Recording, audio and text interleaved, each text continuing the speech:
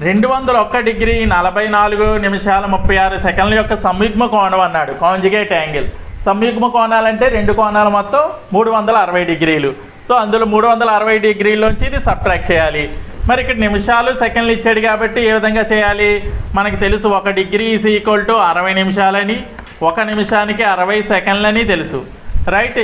మరి 360 డిగ్రీల్లోంచి సబ్ట్రాక్ట్ చేయాలి కాబట్టి ఇది 359 డిగ్రీల 60 నిమిషాలని రాయొచ్చు. దీన్నే మరలా 359 డిగ్రీల 60 నిమిషాలని 59 నిమిషాల 60 సెకండ్లని రాసాం.